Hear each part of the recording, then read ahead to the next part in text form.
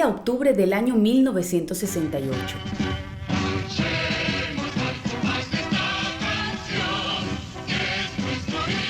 11 días después de su ascenso a la presidencia de la República, el doctor Arnulfo Arias Madrid es derrocado por tercera ocasión. Ya en 1941 y en 1951 corrió la misma suerte con un aparente denominador común tras el escenario, los Estados Unidos. El panorama internacional era crítico. La Guerra Fría tenía en vilo al mundo entero. La derrota de Bahía Cochinos y la crisis de los misiles en Cuba puso al borde de una guerra nuclear a los Estados Unidos y a la Unión Soviética. John F. Kennedy y Nikita Khrushchev tenían en sus manos el futuro de las naciones del mundo. Mientras los soviéticos trataban de exportar su sistema socialista con figuras como el Che Guevara y Fidel Castro, los Estados Unidos evitaba a toda costa la expansión del sistema por el continente. El nacionalismo de Arnulfo Arias Madrid fue decisivo para su derrocamiento. Los Estados Unidos necesitaban un gobierno adepto a sus intereses, un hombre a la cabeza del Estado panameño que al momento de negociar un nuevo tratado no amenazara la hegemonía del imperio. Y Arnulfo Arias Madrid representaba un obstáculo.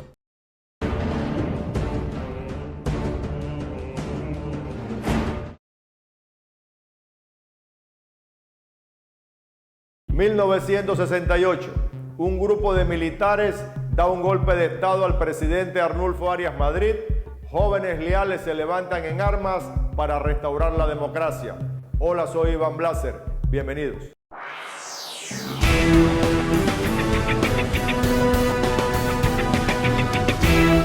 Decidimos rescatar esta historia, viajando hasta los mismos rincones de las provincias donde ocurrieron los hechos, conversando con los protagonistas que después de 4 décadas siguen clamando por justicia. Tan solo a 11 días de la proclamación de Arnulfo Arias Madrid como nuevo presidente de la República, las huestes de la Guardia Nacional se atrincheran ante los cambios y se mueven en materia política en el país. El descontento por el incumplimiento de lo acordado entre la oficialidad y el nuevo gobierno de respetar el escalafón militar provoca un levantamiento de la oficialidad, apoyada por las tropas que termina en el golpe de Estado de 1968. La cabeza del derrocamiento de Arnulfo Arias Madrid era Boris Martínez, un hombre rudo, con un carácter dominante y decidido a todo. Asume el poder de la Guardia Nacional y deja por sentada la fuerza de los militares por encima de la sociedad civil. Inmediato al golpe, un movimiento insurgente se levanta en el país. La reacción armada no tardó en hacer erupción, y fue en la provincia de Chiriquí donde un puñado de jóvenes, en su mayoría originarios de los Boinas Negras, se enfrentan a la Guardia Nacional. La Quijada del Diablo, un risco limítrofe entre la provincia de Chiriquí y Costa Rica, es el escenario de los primeros enfrentamientos. Aquí se resguardan los guerrilleros llamados constitucionalistas, quienes le dieron duros golpes a las unidades militares de la Guardia. Hoy, los sobrevivientes narran cada una de sus historias cargadas de patriotismo, dolor e inclusive con sentimiento de frustración por el fracaso y por haber sido olvidados con el tiempo. Me fui con Miguel Batista, lo encontré allá en Santa Clara. El novio estaba allá y el hermano estaba allá. No tenemos solamente poquitas armas, unas que otras. Habían traído de allá, habían mandado algunas. Y me fui, me dieron el arma mía, me dieron un Mauser, el de junto a Ariosto. No alcanzaba, solamente tenemos 9 armas, 9 ahí. Fuimos al lago Tico, dormimos ahí, no dormimos. Pasamos, tomamos, cocinamos allá. A las 3 de la mañana nos vinimos para el cuartel.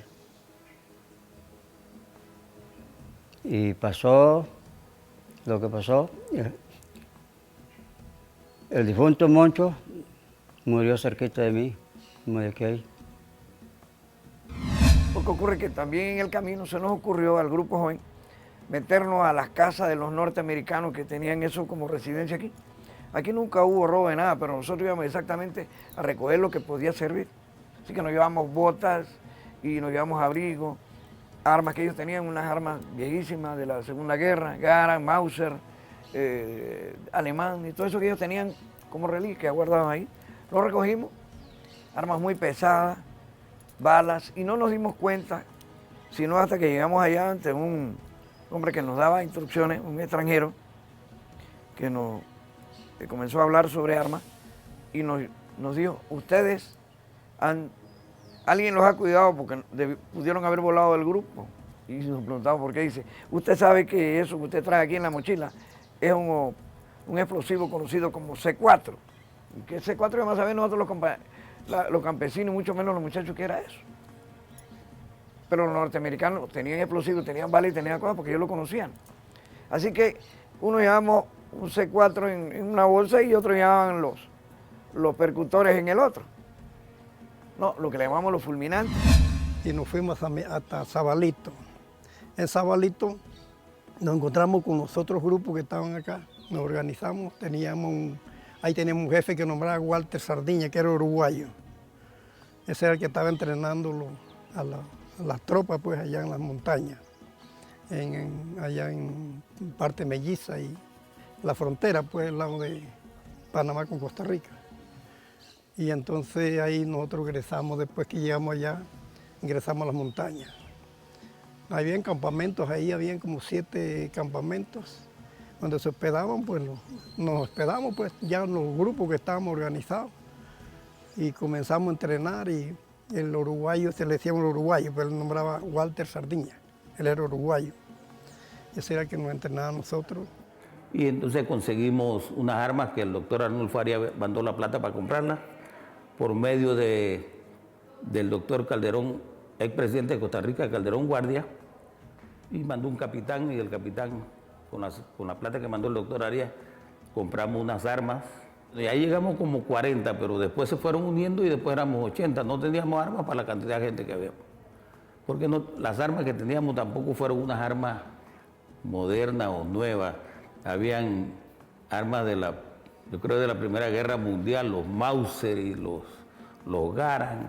Habían unas San Cristóbal fabricadas en Brasil, que cuando usted disparaba 3 tiros tenía que aflojarla porque se calentaban, que era una barbaridad. Y unos rifles 22 y cosas esas, ¿no? Bueno, con eso empezamos y después atacamos Piedra Candela y donde murió Ramón Mojica y varias patrullas por ahí, pues atacamos y nos enfrentamos ahí.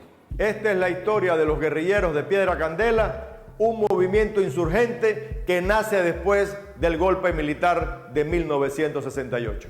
De que cuando de la tardecita, bueno, la escurecita, fue que mataron a Dorita Moreno, ahí, y a Heriberto Manso.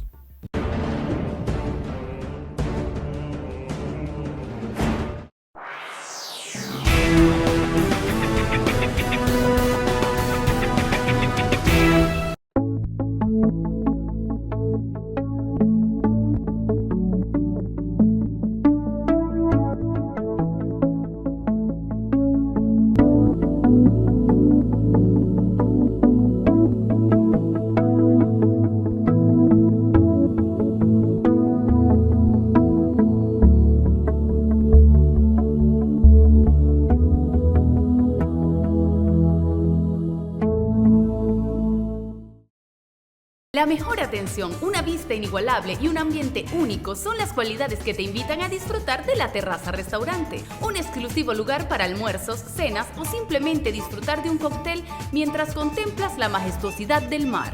De la mano del reconocido chef internacional Mauricio Basil, La Terraza Restaurante te ofrece una amplia variedad mediterránea para cumplir las expectativas del paladar. Ven a disfrutar del mejor sitio de Panamá. La Terraza Restaurante, ubicado en la calle Punta Colom, en Trump Ocean Club, Panamá, Punta Pacífica, abiertos de 12 del mediodía a 12 de la madrugada. En Vivero Blasco Geoforestal te ahorramos tiempo y trabajo, porque tenemos plantas con la altura que necesitas, hasta 36 pies de alto. Un vivero que te ofrece una gran variedad de plantas ornamentales, frutales y palmas. Ribelina, palma roja, pino hindú, cintas, limón persa, cereza china, eucalipto, mandarina y muchas más. También ofrecemos servicio de siembra y mantenimiento. Vivero Blasco Geoforestal, fomentando la siembra en el país. Ya me voy. Toma la placa del carro, por favor. No te arriesgues más. Blasco Seguridad le ofrece el servicio de seguridad VIP, transporte y escolta personal las 24 horas. Contamos con personal capacitado y una moderna flota para su seguridad y la de los suyos. Con Blasco VIP, todos sus movimientos y actividades estarán cubiertas, a tiempo y sobre todo seguras. No te arriesgues más. Tu seguridad es primero. Con Blasco VIP. FAIMSA es la única fábrica de artículos promocionales con más de 15 años de experiencia en el mercado panameño. Te ofrecemos el mejor precio del mercado en productos para tu imagen publicitaria y en servicios de serigrafía, tampografía, rotulación, confección de uniformes y bordado. Ahorra comprando directamente en nuestra fábrica. Compra el producto e imprime tu marca. Todo en un mismo lugar. El mejor precio, calidad y tiempo de entrega. Te lo ofrecemos en FAIMSA. Porque pensamos en ti, mármol a tu medida. Ven y escoge la piedra de mármol que te gusta y trae la medida que necesitas. Nuestros profesionales, especialistas, lo cortarán, lo pulirán y lo dejarán listo para su instalación. Te ofrecemos el mejor precio del mercado y un servicio de calidad. La forma que deseas para tu sobre de cocina, mesa de centro o lavamanos, te lo hacemos realidad en Mármol a tu medida.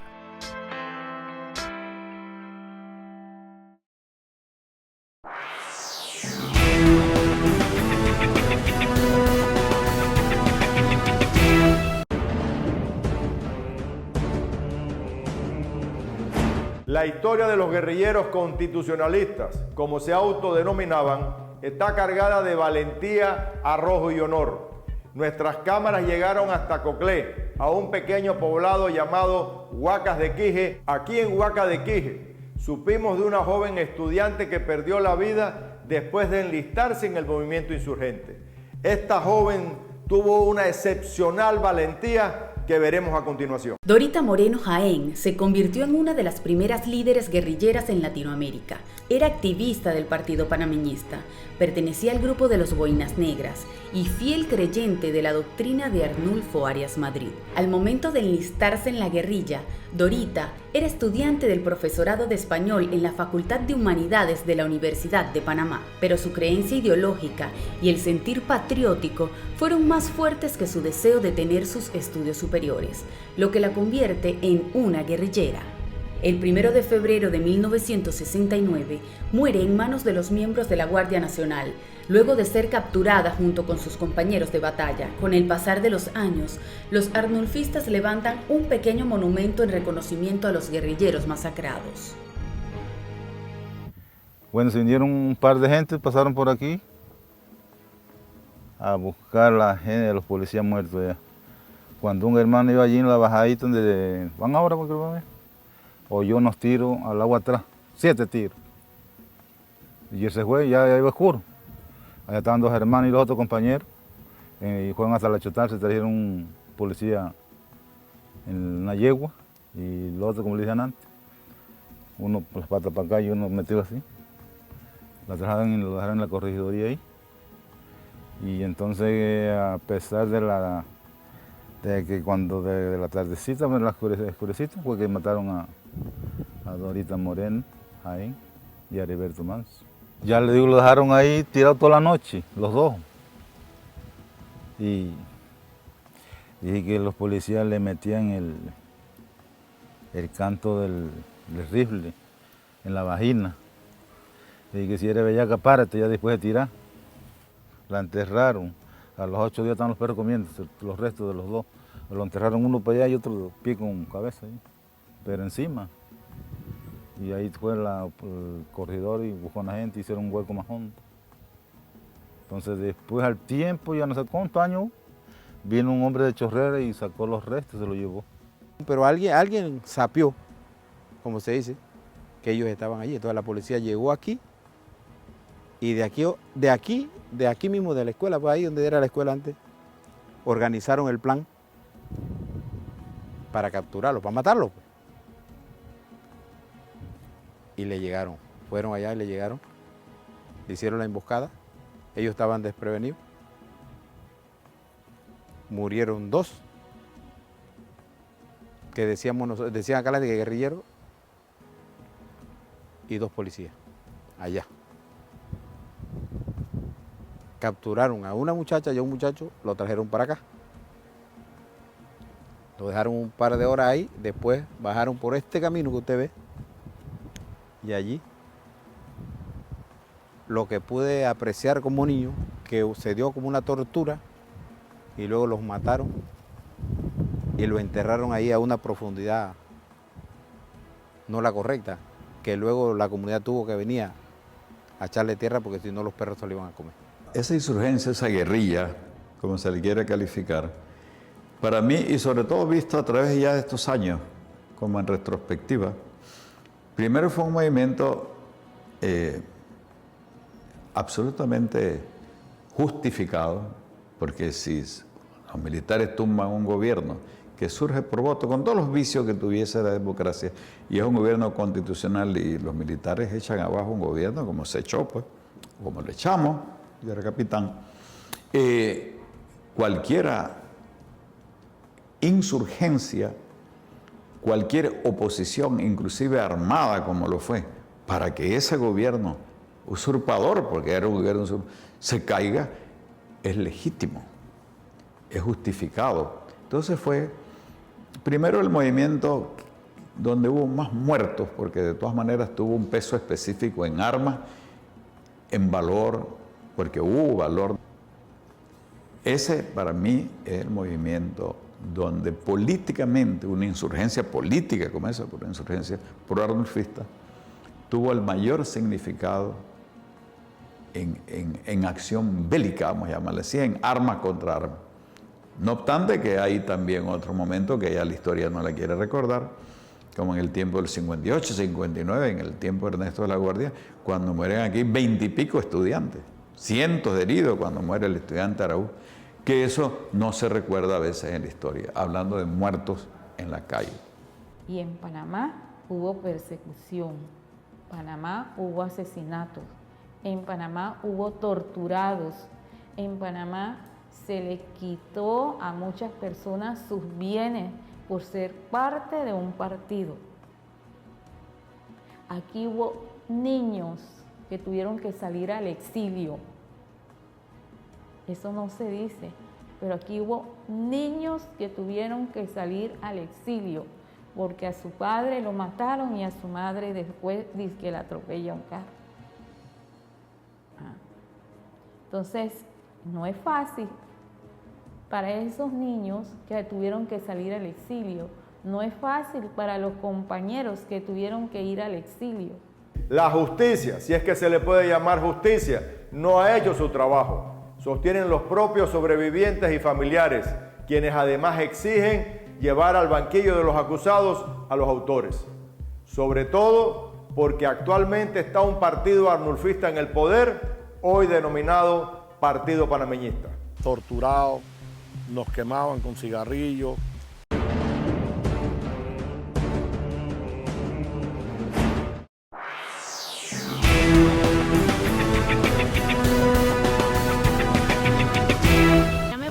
Toma la placa del carro, por favor. No te arriesgues más. Blasco Seguridad le ofrece el servicio de seguridad VIP, transporte y escolta personal las 24 horas. Contamos con personal capacitado y una moderna flota para su seguridad y la de los suyos. Con Blasco VIP, todos sus movimientos y actividades estarán cubiertas, a tiempo y sobre todo seguras.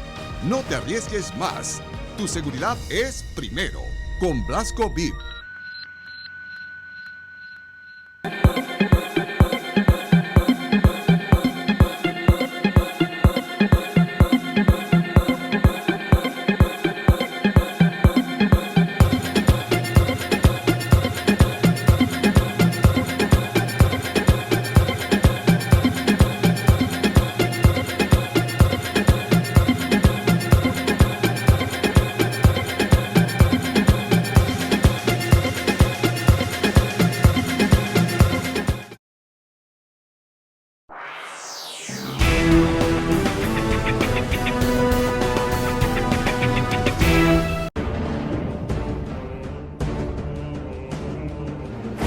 los familiares y sobrevivientes de los crímenes de la dictadura deciden organizarse y exigir que la justicia, de una vez por todas, haga su trabajo, principalmente por los antecedentes de países hermanos que vivieron y corrieron con la misma suerte, logrando abrir los casos producto de las presiones de los familiares y grupos organizados. No fue hasta el momento en que el sistema democrático se instaura nuevamente que el tema de las desapariciones y muerte de los guerrilleros sale a la luz pública.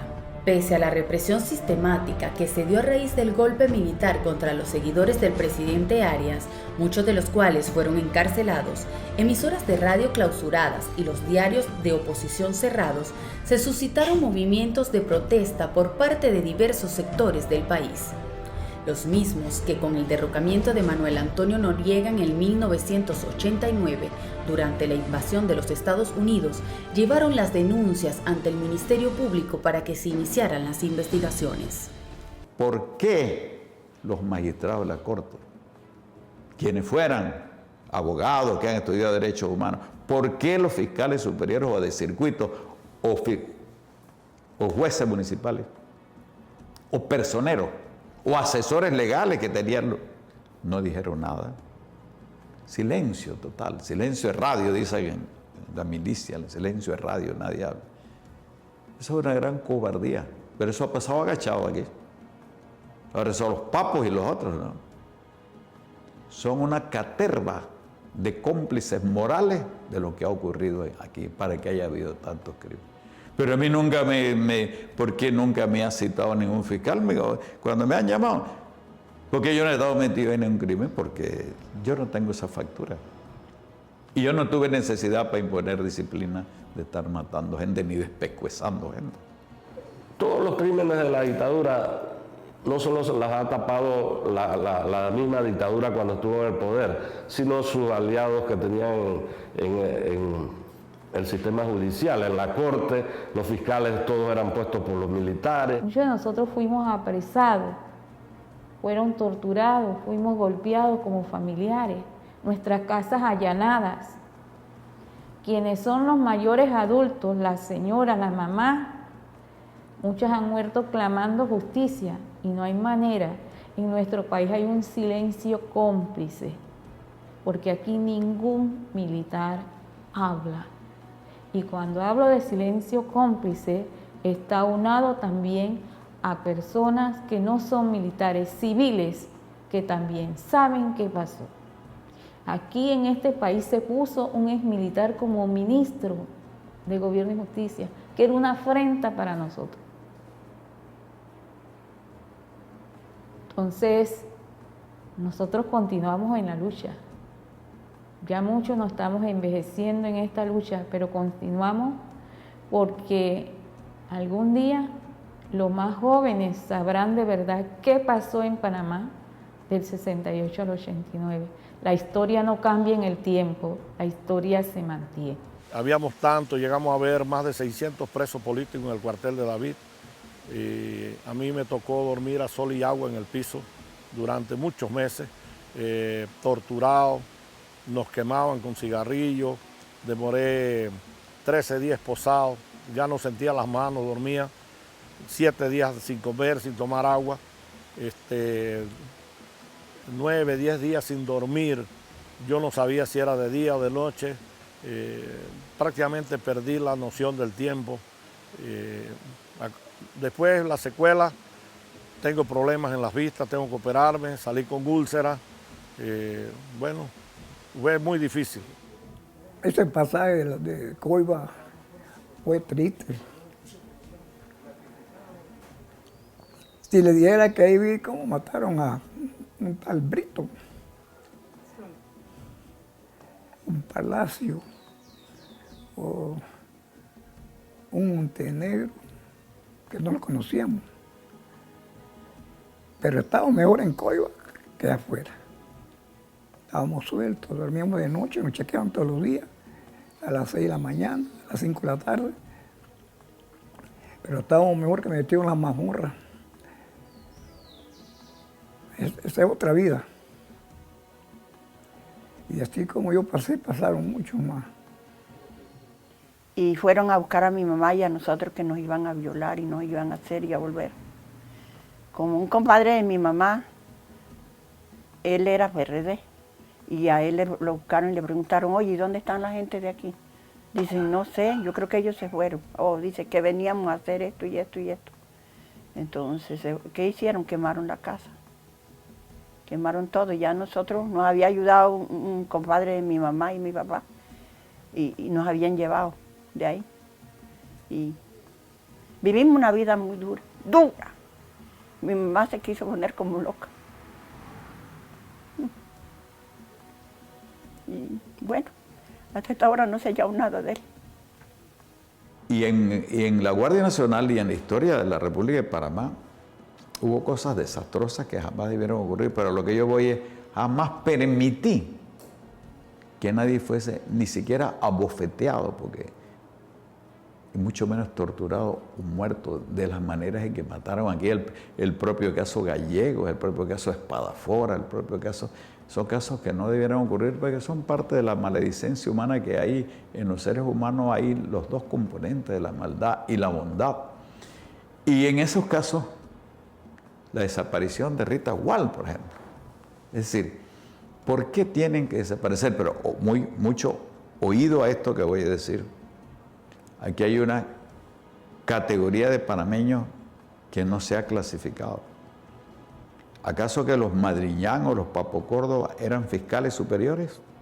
¿Eran magistrados de la Corte? Aquí había magistrados de la Corte, aquí habían fiscales superiores, aquí habían magistrados de los tribunales superiores, aquí habían jueces de circuito. No se manejó de acuerdo con lo que debiera de ser la reacción del Ministerio Público, que ante hechos de esa naturaleza, incluso sin necesidad de denuncia alguna, podía el Ministerio Público entrar a la investigación de ese caso. Pero recuerden que eso era el grupo opositor a las personas que en ese momento ocupaban el gobierno de este país.